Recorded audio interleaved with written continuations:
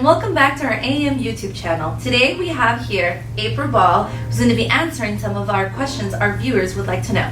As Elizabeth said, my name is April. I've been an attorney for 20 years, and here at AM, I'm the managing attorney of the Estates and Taxation Department. In that department, we handle everything from estate planning to business transactions and then tax matters. So one of our questions our viewers has is, what does AM tax practice cover? Our tax practice covers a lot of different things.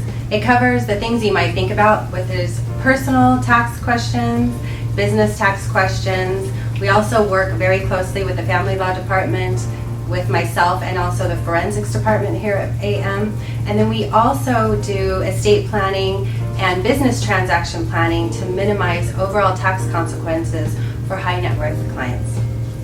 Thank you. Should I rely on my attorney for tax advice on alimony, child support, and marital asset distribution? It depends.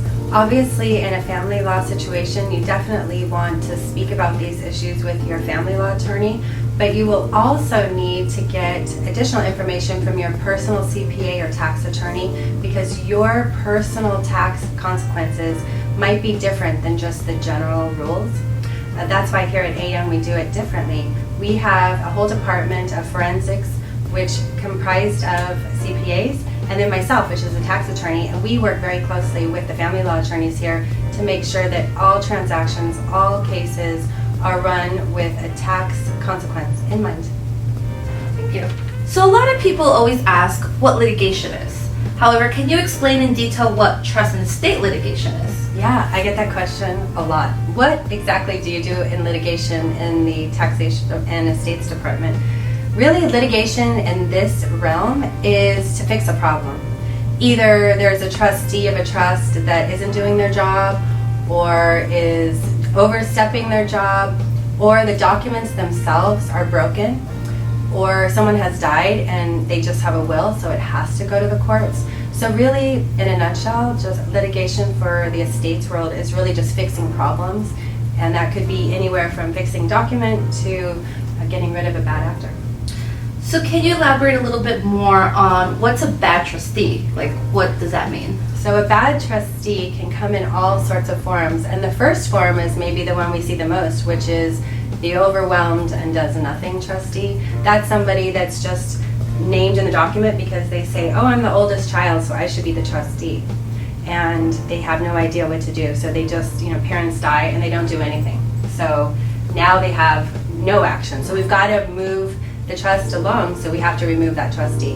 There's always, you see on TV, the bad actor, right? So that's the one that's like a criminal, where they're taking all the assets out of the trust for themselves. So you see that one the most on television, may not be the most in real life.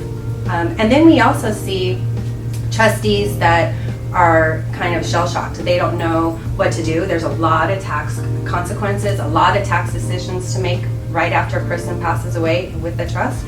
And so that trustee can just be overwhelmed and trying to do too much from a tax perspective, and so maybe they need some help. So you can always just run into the court in the trust world and fix that problem, whether it's get some help for that trustee, get a new trustee, have the court step in. So for example, if I had that situation where the named trustee is not doing their job, I come to you, what would be the next step? So you come to me, we look at the documents to see what were, say it's the parents, what were their wishes in the documents. Normally they'll have a backup trustee, so we can contact that backup trustee. If there's no backup trustee, depending on the value of the trust, we either run and get a corporate fiduciary, like a bank, or we can ask the court to help us to appoint an individual, either a private fiduciary, or maybe there's a family member that will step in and take over that trust, and the courts can help us do that. So we can very quickly run into the court and just ask for some help, because time is of the essence. There's tax returns due, people want their money, and so the courts can step in and just quickly help. Awesome, thank you for that. Another question we got from our viewers was, who should call AM for trust and estates litigation, other than when they have a situation of the bad trustee? Good question. So the other people that might call for litigation help is people that had someone pass away but they haven't received any documents. In California, there's a strict time compliance to provide beneficiaries of a trust with information and/or trust documents. So if you haven't received those documents, you should give us a call because we can help. Also, if you're not seeing your distribution in a timely manner, there are rules about how long a trustee can take to give a distribution. How long is that? With somewhere between 120 days till a year, depending on the distribution time frame, but definitely within a year. And sometimes we see people coming in here 3-4 years later and haven't received their distribution, so definitely that. Also, if there's a problem, so maybe it's a trustee that's acting, but they realize the trust is supposed to distribute assets and those assets aren't titled in the trust, especially if they're a big asset. And what would be a big asset? A big asset here in Southern California is real estate. So we see a lot of times people have a home or homes or commercial property or even a business with real estate, and they go to refi, the bank has them take it out of the trust to do the refinance, and they don't put it back in the trust.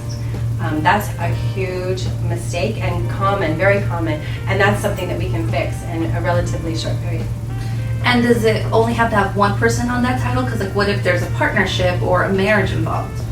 So the lawyer answer is it depends, but depending on the title, we can definitely at least get a portion into the trust. If there's a partnership, we can look at the partnership agreement and get it into the trust. So there's definitely vehicles to get it into the trust, and we can always go to the court and ask for their blessing or a court order to just make sure that we've done it correctly. And we think that's the best way to do it, because then the trustee can not have liability to the beneficiaries later for doing it a certain way. So you just want to make sure you do it the right way the first time.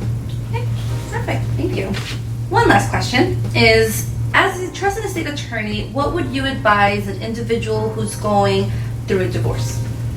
I would say pull all of your estate planning documents, which would be your healthcare power of attorney, your financial power of attorney, trust and will, and just take a look at those documents to see who's in charge of your decisions. You'd be surprised at how many people we look at their documents and their soon-to-be ex-spouse has the right to pull the plug or has the right to be in charge of their finances if something should happen to them. And then you would also want to pull your real estate deeds to see how your house is titled if your family law attorney hasn't already pulled that for you. Okay. So when would be a good time for someone to update their wills or trusts? Yeah, so if you pull those documents and see like, oh, I need to make a change right now, the best answer is to change them in the same time period as your family law matters. So we can definitely revoke the marital trust. We can revoke that trust to make sure that money's not going to somewhere that you don't want it to go for your ex-spouse's side. We can do a new will and powers of attorney. We can even draft a new separate property trust, but we just can't fund it. We can't move the assets over into a new trust. We can't change the title of the assets until the family law attorneys tell us that we can. Perfect. Well, thank you so much, April, for taking the time to answer our viewers' questions. We hope to have you back again. I would love to come back again and answer questions. And if you have a question specific that you want me to address, comment down below, and I'd be happy to do it. Or you can sign up for our newsletter, follow us on Instagram and Facebook, or check out our website. Thank you for watching.